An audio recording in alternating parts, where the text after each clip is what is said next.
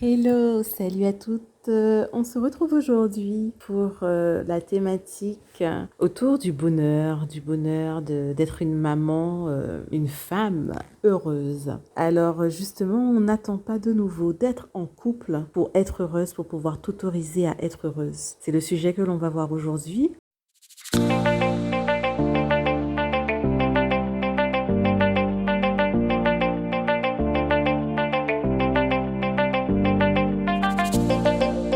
Alors déjà, bienvenue sur cette chaîne. Si tu découvres la chaîne, je suis Leslie, je suis maman, donc maman solo de 2 enfants et je suis ici pour pouvoir partager du contenu autour de 3 thématiques qui concernent, autour des mamans solo bien sûr, qui concernent nos finances, qui concernent nos enfants et qui nous concernent aussi intrinsèquement, à savoir notre bien-être, notre développement personnel, un peu de tout ça. Voilà. Alors, je disais justement de ne pas attendre de nouveau d'être en couple pour être heureuse, pour te sentir heureuse, pour t'autoriser à être heureuse.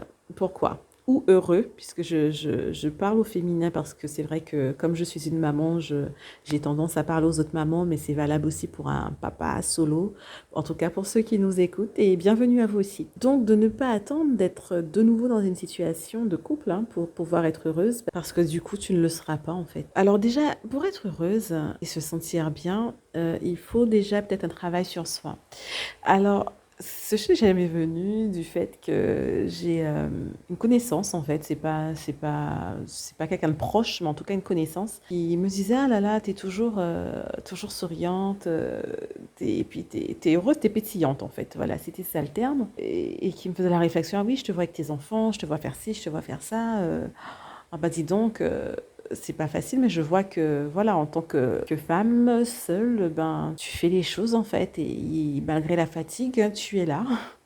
Et tu restes souriante. Et puis je disais, mais je le suis, mais je suis bien, quoi. En fait, je suis heureuse, il n'y a pas de souci. Et du coup, voilà, c'est ce qui m'a interpellée et m'a poussée à avoir ce sujet, puisque souvent, en fait, quand on est en couple, on a notre équilibre dans notre vie de couple, on a nos projets, on a des envies, on partage des choses avec notre mari, notre conjoint, notre compagnon, et on peut avoir un équilibre et tout ça peut s'effondrer ou pour des raisons qui nous incombent, on peut se séparer. Et parfois, en fait, lorsque l'on se sépare, les choses sont difficiles. On a les enfants, donc il faut déjà tout prendre et mener à bras le corps. On ne pense plus à soi. On ne pense plus à soi, on n'a plus le temps. On va travailler, on court à gauche, on court à droite, on a les responsabilités, faut tout gérer en fait.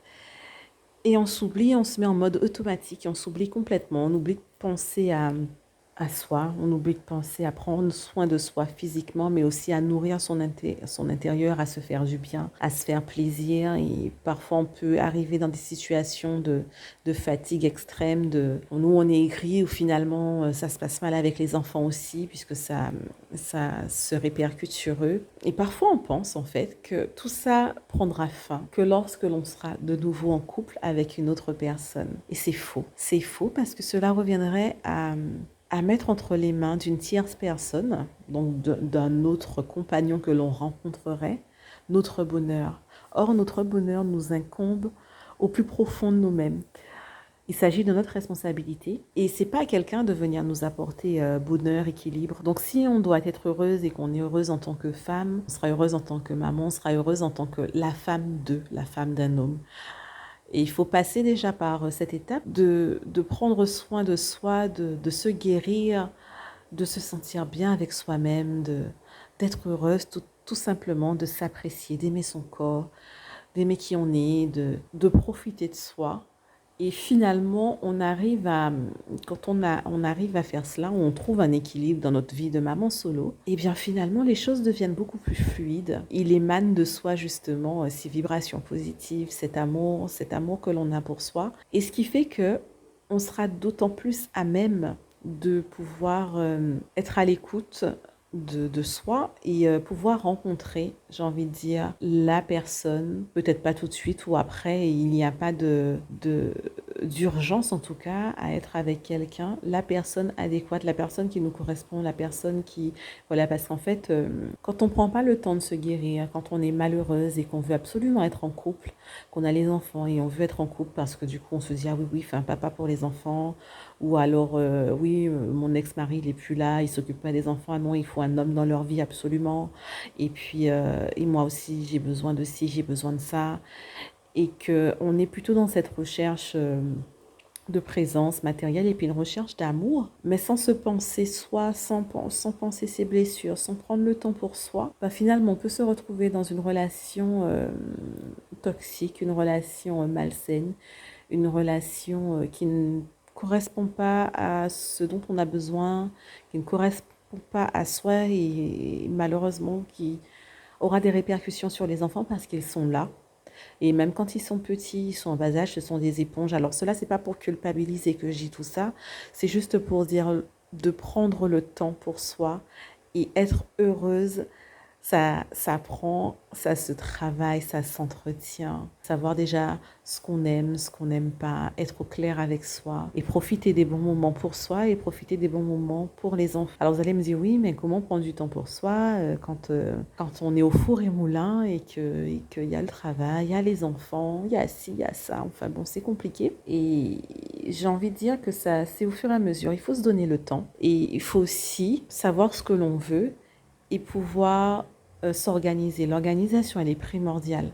On ne peut pas gérer les choses et se trouver du temps pour soi et se faire du bien sans organisation. C'est pas possible. Et si on le fait au bout d'un moment, même si on trouve que voilà, oui, ça va comme ça, mais au bout d'un moment, certaines choses vont capoter. Bien sûr, il faut de la spontanéité dans la vie, il faut laisser libre cours aux choses, il faut aussi laisser les choses venir à soi tranquillement, mais il faut aussi de l'organisation, il faut aussi pouvoir se trouver du temps, il faut pouvoir être bien avec soi-même dans ses routines quotidiennes, être bien avec soi-même, avec sa façon de, par exemple, d'éduquer, avec être au clair, trouver des astuces, enfin bon. Cela vient dans tous les aspects de notre vie et à tous les niveaux. Et justement, je vous ai fait, je mettrai en barre de description un contenu concernant justement l'organisation. Alors, c'est bien l'organisation, on va dire, du quotidien, etc. Pourquoi avoir une organisation et comment la mettre en place. Et du coup, qui sert justement à pouvoir se libérer de l'espace mental, se dédouaner d'une surcharge mentale, à trop réfléchir, à trop être à gauche, à droite, etc. Et pour pouvoir mieux cibler ce que l'on veut, ce que l'on doit faire, etc. pour être mieux soi-même. Et de cela, dans le quotidien, finalement, du réveil jusqu'au coucher avec les enfants. Bien sûr, toutes les journées sont différentes. Bien sûr qu'il y a des problèmes dans la vie, mais on apprend aussi à prendre les choses avec un petit peu plus de distance, à prendre du recul, à être beaucoup plus en phase avec soi et tout simplement aussi à laisser parfois les choses qui peut-être nous paraissaient graves ou nous paraissaient importantes, etc., à laisser, à ne pas être et se mettre du stress encore plus et à être heureuse et épanouie tout simplement. Et à partir de là, quand on vit les choses et qu'on est heureuse et épanouie, ben, les choses suivent leur cours dans tous les domaines, tous les aspects de notre vie, y compris, parce que c'est notre souhait, ça peut l'être aussi au plus profond, de pouvoir rencontrer quelqu'un. Mais comme je le dis, est-ce nécessaire de se précipiter? Est-ce nécessaire de vouloir être à tout prix en couple pour se sentir heureuse? Je ne pense pas. Je pense que bien au contraire.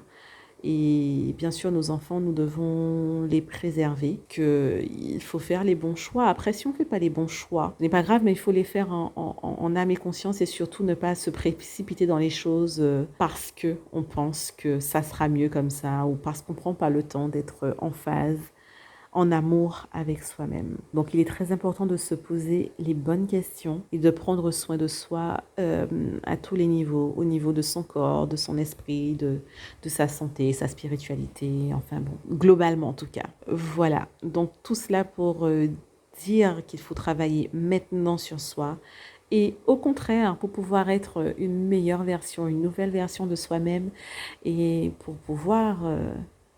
ce n'est pas le but ultime, mais ça fait partie du cheminement. Être en relation avec quelqu'un et que cela se passe passe bien. Il ne faut pas attendre d'être en couple pour pouvoir être heureuse. Il faut vivre, être heureuse maintenant et surtout que l'on a des enfants, donc pour soi déjà. Et on sera une maman d'autant plus à l'écoute, patiente, heureuse, comblée. Voilà. Alors dis-moi aussi, toi, ce que tu en penses en commentaire. Si tu as aimé ce contenu, je t'invite à mettre un petit pouce. Cela permet aussi pour le référencement que les contenus soient visibles par beaucoup plus de mamans solo, de parents solo, de familles monoparentales. Et puis, je te dis à bientôt pour un prochain contenu.